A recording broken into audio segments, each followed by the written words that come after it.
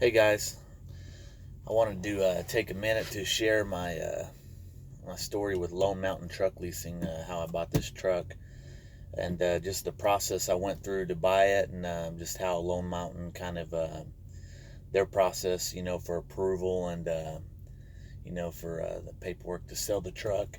Excuse me, and just in case you're interested in Lone Mountain.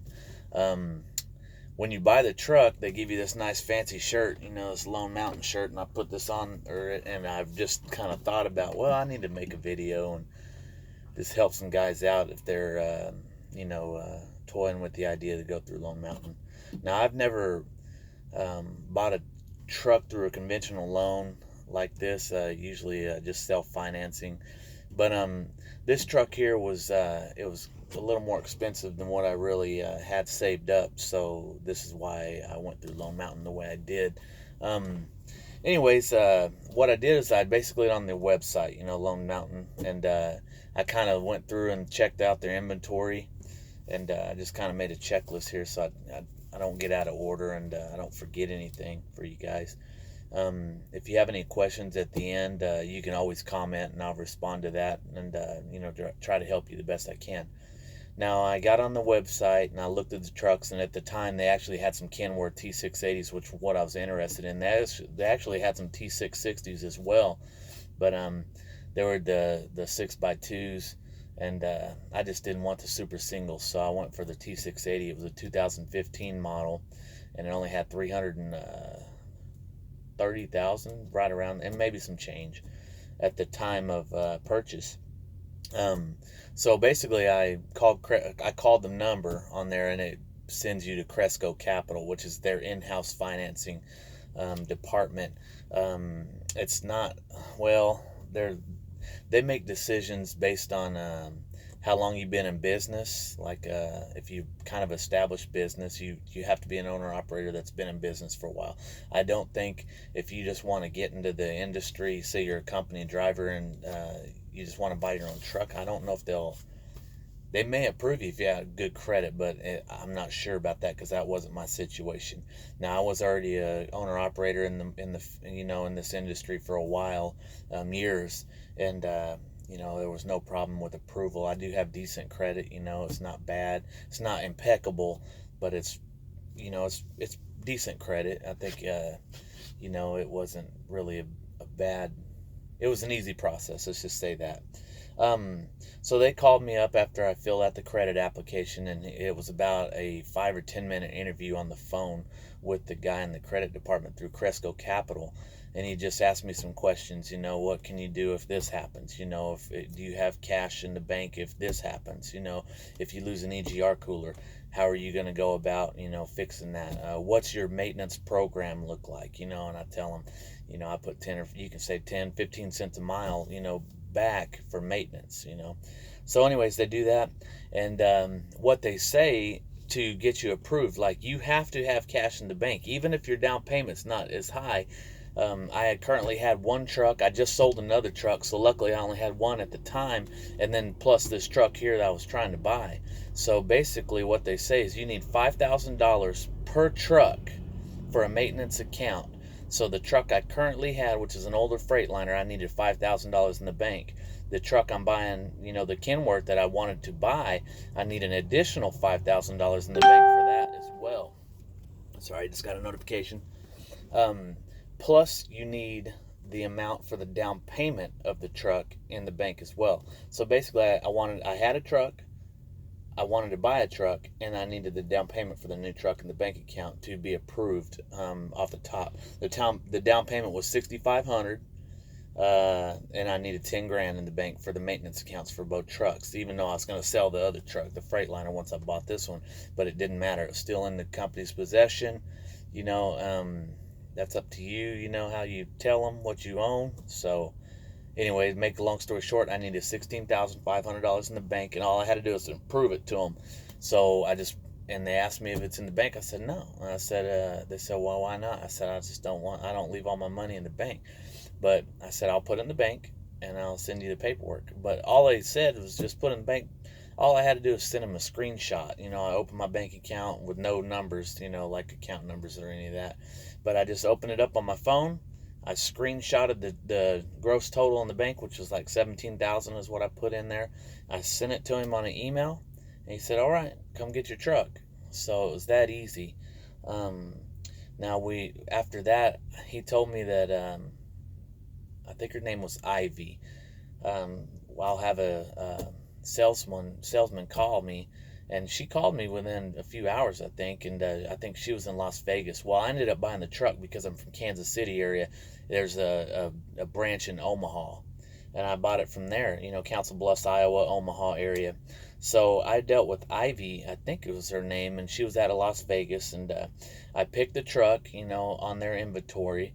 I like the truck. I like the color. Like, I'm gonna go pick this truck. If it checks out when I test drive it and check it over mechanically, this is the one I'm gonna buy. So she had it, reserved, and it took a week or 2 weeks to get it in. I'm not sure where it came from. It's an old Warner truck, is what it is, or Warner truck.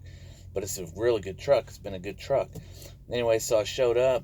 It was January of 2018.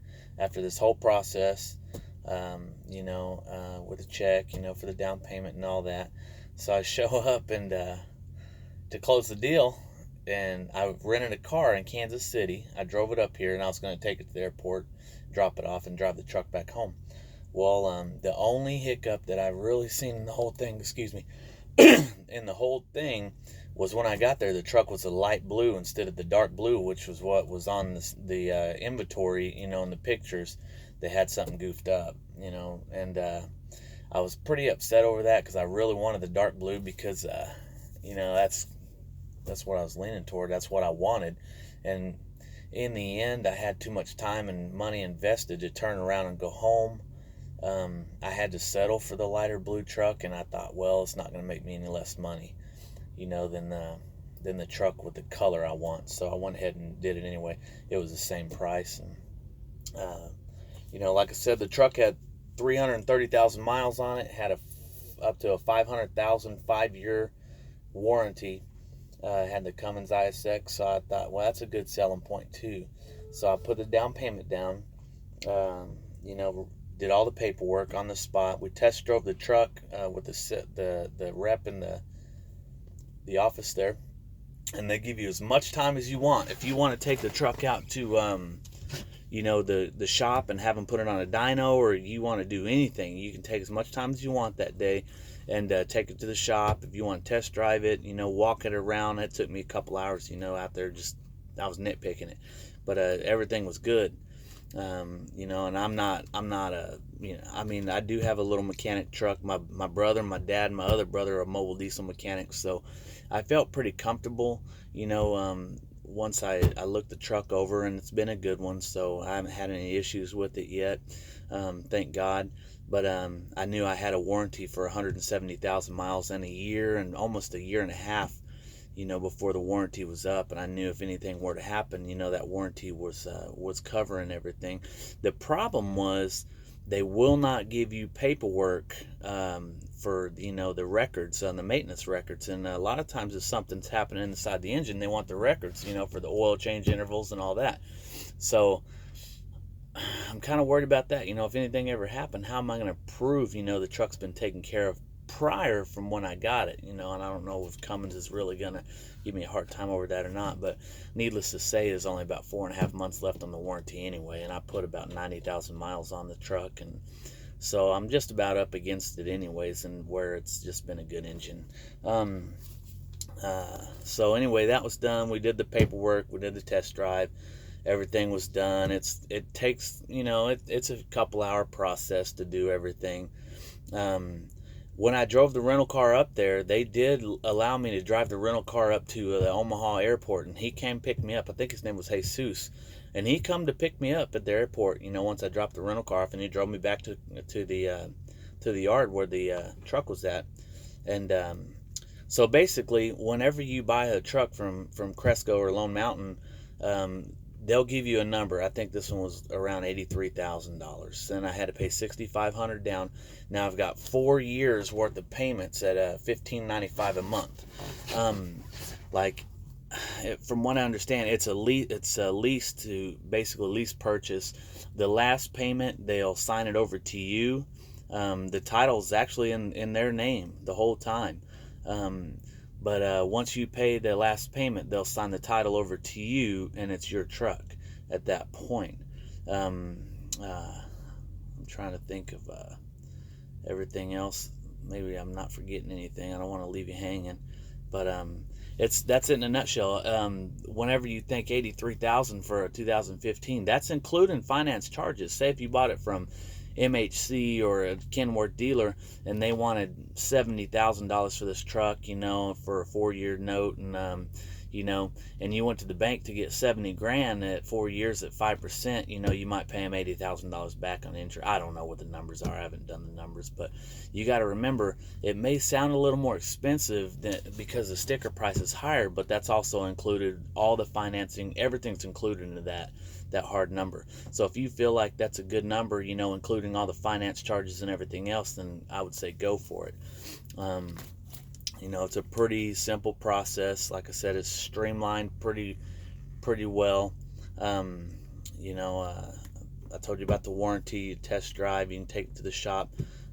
Everything went well. I can't complain. The truck's been a good truck. I have heard, saw videos where people bought trucks and then, before the first load, they broke down on them. That's just the risk in buying a new truck or a used truck. Even a new truck, sometimes that happens, but man, that's a horrible thing to go through, and I know that probably gives a bad taste in your mouth, and I'll leave that right there, with how you feel about something like that. But if anything breaks down, once you purchase the truck, if anything breaks down, once you leave the lot, it's on you. So if you went 10 miles, the alternator goes out, you got to pay for the alternator. If you went 10 miles and you blow a tire, that's on you. They don't pay anything. Once you leave that lot and you sign those papers, it's your baby. So just remember that. I would just do my due diligence, and checking the truck out really well. Like I said, they'll give you as long as you want. If you need to take it into the dyno, if you smell coolant, if you hear anything, they'll fix it at the shop right then, as long as you point it out before you leave, which it's tough to do unless you live close or you want to spend the night or a night or two, for them to fix the issues. Then, but I mean, who wants to buy a headache? That's a small price to pay sometimes to have them fix the issue on the spot before you close the deal. So, anyway, that's that. If you guys have any questions or any comments about Lone Mountain, the process, I'm sure everybody's story's different. Some good, some bad, but that was my process, and I'm still driving the truck. It's been a year. I put about 90,000 miles on the truck. It's been a good truck. I haven't done anything to it besides regular maintenance. I put some batteries in it this week. I had tested 2 batteries and they were bad. They're probably original batteries from 2015. Other than that, the truck came with brand new tires. At least drive tires. The steers were about 80% anyway, 90%.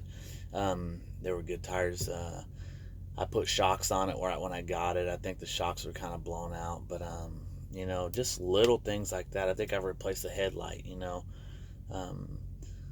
I can't remember anything else that I've really done to the truck. It's been a good truck. So anyway, I can't knock Lone Mountain.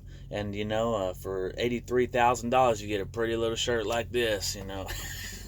I'm not saying spend $83,000 for a T-shirt, but there is a incentive, I believe, if you can refer a friend or something. There's an incentive. I think you get $100 or something. I don't remember. But if you refer like 5 or 10 friends, I'd have to relook at the literature they gave me. It's been a while. Then they'll pay one payment for you, as well, if you have a truck on there, through Cresco Capital. So anyways, I'm gonna check here and make sure I got everything I said. I think that was it. Like I said, if you guys got any questions, just comment down below and I'll get to it. You guys take it easy. Good luck out there. Keep trucking.